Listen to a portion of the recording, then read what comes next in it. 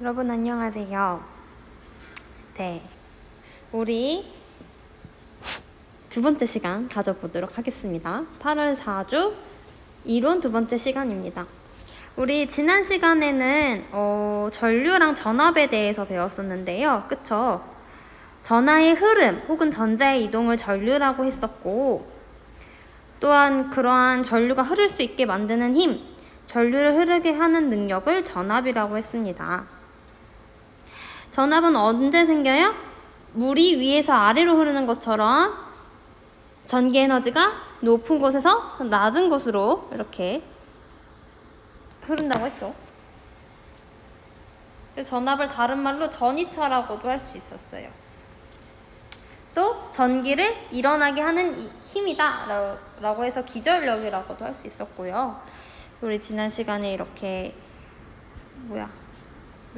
학습지로도 정리를 잘 했습니다.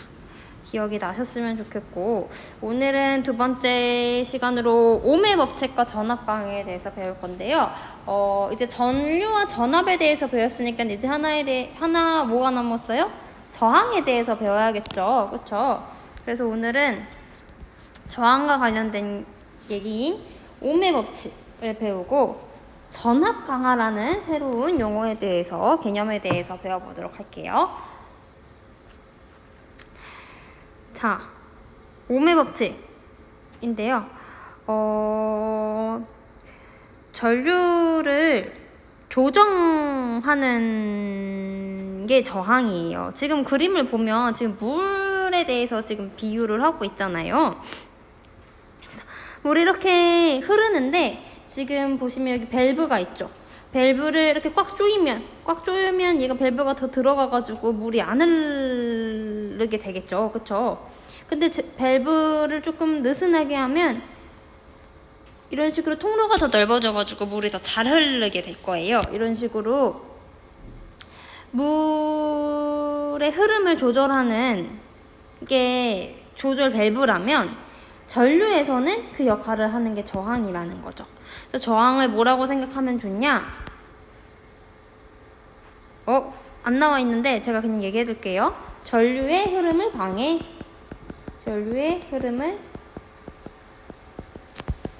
방해하는 정도?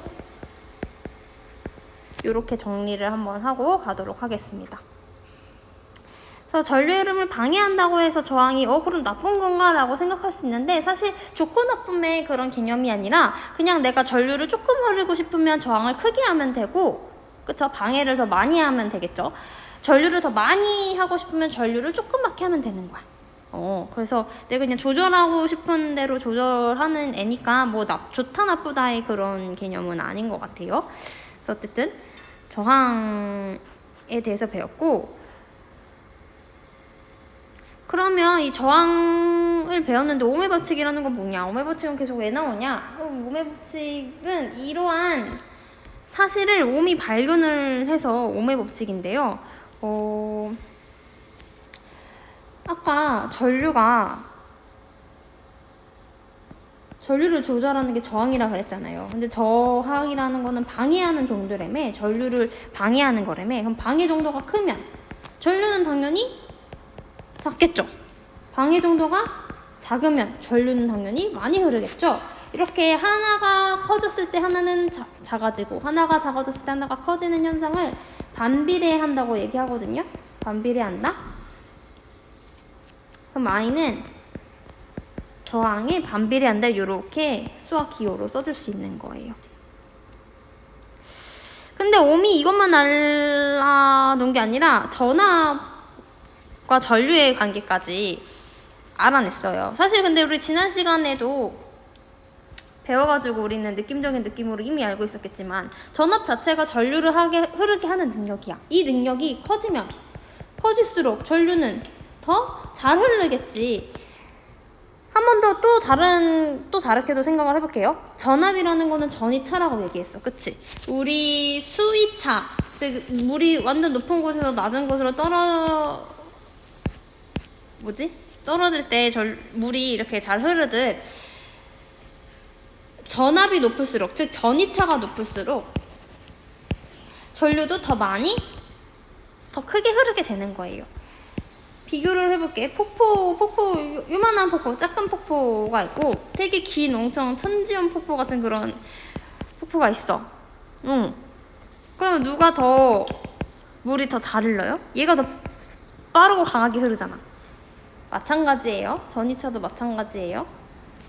전이차가 크면 클수록, 전압이 크면 클수록 전류가 많이 흐른다. 이것을 옴이 발견을 한 거예요. 그래서 I가 커지면 커질수록 전압도 커진다. 이거를 기호로 I는 V에 비례한다. 이렇게 쓸 수 있는 겁니다.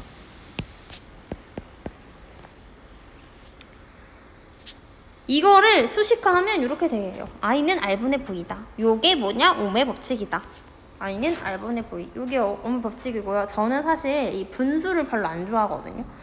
수학 계산을 하다 보면 분수를 잘 안 좋아해서 V는 IR 이렇게 I는 R분의 V 이렇게 돼 있는데 저는 V는 IR 이렇게 외우거든요. 이게 더 외우기도 쉽고 해서 전압은 전류 곱하기 저항이다. 저는 이렇게 외웠는데 여러분들이 편하신 대로 외우세요. 편하신 대로 외우시고 어쨌든 중요한 건 이거야. I가 언제 증가하냐? V가 증가할 때. 또 R이 감소할 때. 방해가 적을 때. 저항은 방해라고 생각하시면 돼. 내가 가고자 하는 길을 방해하는 정도. 방해가 작아지면 전류는 더 많이 흐르고, 전류를 흐르게 하는 힘, 전이차가 많아지면 많아질수록 전류는 더 많이 흐른다. 그러면 이 거꾸로가 전류가 조금 흐르는 거겠죠. 전이차가 낮아지면 낮아질수록, 전압이 낮아지면 낮아질수록 전류도 낮아지고, 방해하는 정도, 저항, 방해가 크면 클수록 전류는 더 잘 못 흐른다. 그래서 이거의 개념을 알고 가시면 되겠습니다. 이거의 개념, 저항에는 반비례, 전압에는 비례. 이 개념을 알고 계시면 사실 문제 푸는 거는 그냥 이 공식을 사용을 해서 그냥 문제를 푸시면 되기 때문에 전혀 어렵지가 않아요. 우리 예제 한번 풀어보고 갈게요. 회로의 저항값이 0.9이고 전압이 12.7V 이때 이 회로에 흐르는 전류를 구하래. 자, 옴의 법칙. I는 R분의 V 써놓고 지금 V가 12.7, 얘가 0.9네요. 얘를 계산하면 이렇게 나온대. 자,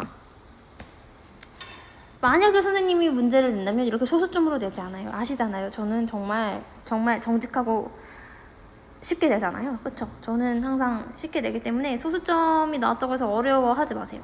제가 그럼 문제를 바꿔볼게요. 좀 쉽게. 저항이 3옴이고 0.9가 아니라 공급 전압이 12V다. 이때의 전류는 여러분들의 계산을 한번 해봐. 머릿속으로도 계산할 수 있어. 자, 생각을 해볼게. I는 저항분의 저항이 3, 전압이 12. 3분의 12 얘들아 얼마야? 그쵸? 4V가 되겠죠. 그쵸? 다 머릿속으로 계산을 했을 거라 믿어도 괜찮지 않아요?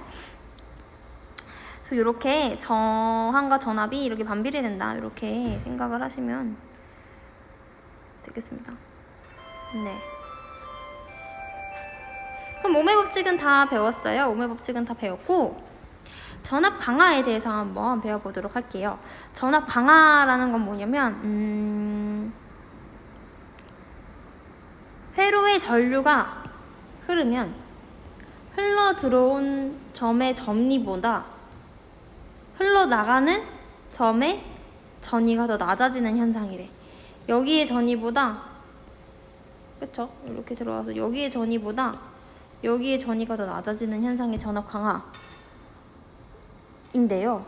이게 무슨 말이냐면 그냥 전압 강화는 뭐라고 생각하면 되냐면 그 전기를 먹는 정도라고 생각하시면 돼요. 내가 공급을 하잖아. 그치? 내가 12V로 공급을 해. 사실 공급은 뒤에 나오는 전력의 개념인데 아직 전력에 대해서 확실하게 배우지 않았기 때문에 그냥 나는 그냥 뭉뚱그려서 설명할게요. 내가 11V를 공급을 해. 그러면 지금 여기 회로에서는 지금 이 코일 같이 생긴 요거 전구네. 미안. 코일 전구 하나밖에 없잖아요. 그럼 내가 공급한 이 전구가 12V를 다 먹는 거야. 그럼 전구에 걸린 전압 강하는 11V인 거야. 이게 전압 강하야. 전압 강하는 이 전기를 먹는 정도거든요. 근데 여기서 이 오른쪽에서 보면 지금 전구랑 저항이 같이 있네. 그치? 근데 내가 공급은 11V 똑같아. 내가 공급을 12V 하니까 얘한테도 전기가 얘도 전기를 먹을 거고요. 먹는다는 표현이 좀 그렇지만 어쨌든 이 전구도 전기를 먹을 거란 말이야. 그치? 얘가 분배해서 나눠 가질 거라고. 그래서 여기에 전기가 먹는 정도를 저항의 전압 강하. 얘가 전구가 먹는 전기 정도. 그럼 전구의 전압 강하인 거야. 얘는 그 저항에 따라 달라지는데 얘는 지금 4V를 먹고 얘는 지금 8V를 먹었죠? 4V, 8V 다 더하니까 11V 맞네. 그치? 그러니까 공급하는 대로 얘네 이 소자들이 전압을 나눠 먹는 거예요. 이거를 전압 강하라고 하는 겁니다. 소자가 더 있어. 소자가 3개 있어. 그러면 내가 공급한 걸 이 3개가 나눠 갔겠지. 그치? 3개가 나눠 갖는 거야. 이거를 전압 강하라고 하는데 전압을 어느 정도 나눠 가질까? 다 똑같이 분배할까? 똑같이 분배를 안 하는 것 같죠? 지금 여기 예시를 보니까 똑같이 분배를 안 하는 것 같아. 그러면 이 11V를 내가 나눠 가져야 되는데 누구는 8V, 누구는 4V 이걸 누가 결정해? 누가 결정하냐면 저항이 결정을 하는 거예요. 저항. 우리 아까 뭐 배웠죠? 오hm 법칙. I는 R분의 V다 라고 했는데 나는 이게 너무 거시기 하다 그랬어. 나는 분수가 싫다 그랬어. 그치? 선생님은 분수를 싫어하기 때문에 이걸 어떻게 외운다고 했냐면 식을 어떻게 변형시키냐면 양변에 R을 각각 곱해주면 돼요. 양변에 R을 곱해주면 얘가 약분이 되기 때문에 오른쪽 항에는 V만 남고 왼쪽 항에는 뭐가 남아요? I랑 R이 남네요. 그래서 V는 IR 이렇게 외우거든요. 그래서 V는 IR로 이 오hm 법칙을 변형할 수 있단 말이야. 그럼 이게 무슨 말이냐? 전압은 저항에 비례한다. 이게 되는 거야. 저항이 이 식을 한번 생각을 해보세요. I가 뭐 한 2라고 생각해 볼게. 근데 저항이 한 3이야. 그러면 2 곱하기 3은 얼마야? 6. 즉 전압은 6이라는 소리네. 그치? I는 그대로 있어. I는 똑같이 2야. 근데 저항이 지금 뭐 4로 바뀌었어. 그럼 2, 4 얼마예요? 8이죠. 그럼 전압은 8이 되겠네. 무슨 말인지 이해돼? 즉 R이 커지면 커질수록 V도 같이 커지는 거야. 그래서 저항이 큰 게 전압을 더 많이 잡아먹는다. 이 잡아먹는다라는 표현이 조금 그런데 어쨌든 집에서 우리 흔히 전기 먹는다고 그러고 표현 안 하나요? 에어컨이 막 저만 그런가? 어쨌든 네. 어쨌든 저항이 크면 클수록 전압이 더 커지는 겁니다. 비례하기 때문에 그 비율로 커지는 거예요. 그래서 얘가 4대2다. 그러면 11을 4대2로 나눠 가지는 거야. 뭐 얘가 뭐 1대3이다. 그럼 1대3의 비율로 나눠 가지는 거야. 나눠 가지는 계산은 여러분들이 좀 해주셔야 되는데 사실 6학년 때 배운 비례 배분이라는 게 있는데 이거는 문제가 나오면 제가 조금 더 수학적으로 설명을 해드릴게요. 어쨌든 전압과 저항은 비례한다 라는 거 알고 계시면 되겠습니다. 그럼 다 배웠네. 전압 강화도 다 배웠어요. 전압 강화가 뭐라고?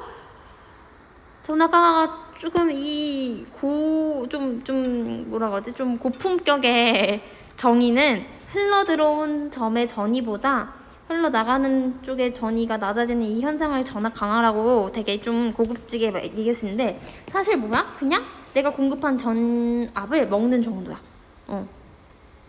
먹는 정도가 전압 강화이다.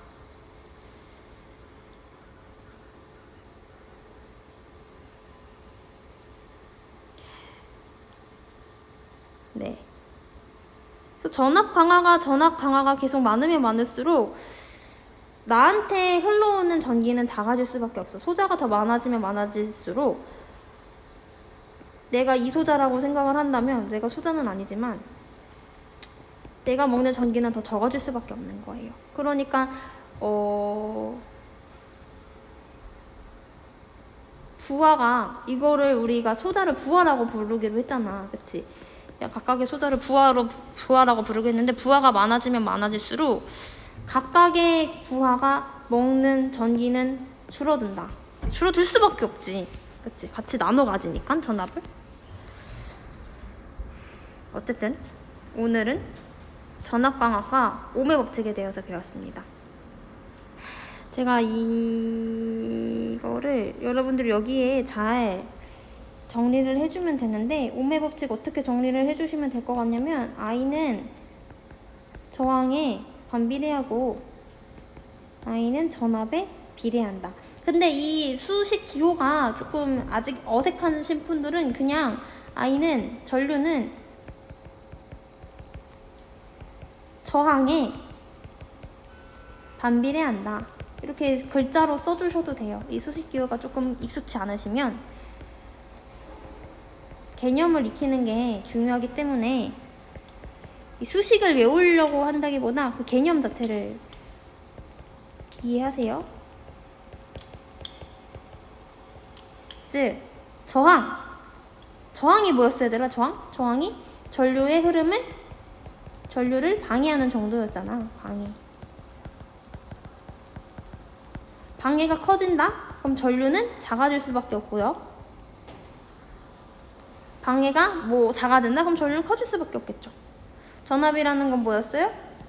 전이차가 크면 클수록 전류도 더 세게 흐르겠죠. 그래서 비례 반비례 개념까지 알고 가시고, I는 R분의 V인데 하나 더 써놓으면 좋을 것 같아. V는 IR까지 써놓으시면 뭐까지 돼? 저항은 전압에 비례한다. 아니면 반대로 전압은 저항에 비례. 저항이 크면 클수록 전압도 커진다 라고 생각을 하시면 돼요. 전압 강화라는 건 뭐였냐면, 이 들어오는 점의 전이와 나가는 점의 전이의 차이인데요. 그냥 쉽게 뭐라고 생각을 하면 내가 공급하는 전기를 먹는 정도라고 생각하시면 돼요. 근데 전기를 전압을 나눠 가지는 기준은 누가 정해? 저항이 정한다. 그냥 V는 IR 써놓으면 좀 기억이 나실까? 제가 설명한 이 말을 정리를 잘 해놓으시면 되겠습니다. 네, 우리 문제 하나만 풀고 끝내도록 하겠습니다. 직류회로에서 전류를 흘릴 때 전압을 3배로 하고 흐르는 전류를 2배가 되게 하려면 저항값은 몇 배가 되어야 하는가? 이런 문제네요. 그러면 우리 오음의 법칙부터 한번 생각을 한번 해봅시다. I는 R분의 V인데, 지금 전압을 3배로 했대. 그러면 전압을 3배로 했으면 전류도 몇 배가 돼야 돼? 전류도 3배가 돼야 되는 게 맞는 거잖아요. 전압을 3배가 했으면. 근데 전류가 3배가 안 되고 2배가 되게 하고 싶어. 전류가 3배까지 흐르면 너무 과전류인 거지. 너무 많이 흐르는 거지. 그래서 나는 이거를 조정하기 위해서 R을 사용을 할 건데, 전압이 3배가 되면 전류도 3배가 돼야 하지만, 이 전류가 3배가 아니라 전류가 2배가 되기 위해서는 이 저항을 몇 배로 해야 되냐? 이런 문제인 거예요. 그러면 이 3V 이렇게 됐을 때 뭘 곱해야, R에 뭘 곱해야 2가 나올까? R분의 V와 I는 이렇게 똑같은 건데 뭘 곱해야 2가 나오겠어요, 여러분? 요거 계산을 할 수 있으려나? 요거 계산을 어떻게 하냐? 이 숫자만 따로 떼서 볼게요. 숫자만 따로 떼셔보면 2는 네모분의 3이야. 그치? 네모분의 3이야. 그럼 요거 네모를 어떻게 구해? 네모를 어떻게 구하냐? 양변에 네모를 곱해주고 양변에 네모를 곱해줘. 그러면 네모가 없어지겠지? 그러면 네모 곱하기 2는 3이다. 이렇게 되겠죠? 그럼 여기서 또 어떻게 해? 나는 네모가 궁금한 거지 네모 곱하기 2가 궁금한 게 아니잖아. 나는 네모는 요렇게 네모가 궁금한 거야. 그럼 양변을 뭘로 나눠줘요? 양변을 2로 나눠주는 거야. 그러면 이 네모에 곱해져 있는 2가 사라지겠죠. 그럼 네모는 뭐가 돼요? 2분의 3, 즉 1.5 이렇게 됩니다. 네, 이렇게 푸시면 되는데 저는 소수, 분수 이런 거 싫어하잖아요. 그쵸? 그래서 제가 문제를 낸다고 하면 그렇게 안 내고 전압을 4배로 했는데 흐르는 전류가 2배만 됐으면 좋겠어. 이럴 때 저항이 몇 배가 되겠냐? 이렇게 문제를 낼 것 같아요. 그러면 어떻게 푸시면 돼요? 아, I는 R분의 V인데 저항이 4배가 되었대. 그러면 전류도 4배가 돼야 되는데 4배가 아니라 2배가 되기 위해서는 R이 몇 배가 돼? R한테 즉 몇을 곱해야 되는 걸까? R한테 몇을 곱해야 되는 걸까? 생각을 해보니까 몇 분의 4가 2겠어? 2분의 4가 2겠죠. 그쵸? 그래서 그러면 저항은 2배가 돼야겠구나. 이렇게 직관적으로 풀 수 있게끔 저는 할 거예요. 이렇게 막 굳이 이렇게 계산 안 하고 직관적으로 풀 수 있게끔 할게요. 어쨌든 제가 문제까지 풀었습니다. 네, 다들 고생하셨습니다. 오늘도 다음 주에 오프라인에서 봐요. 안녕.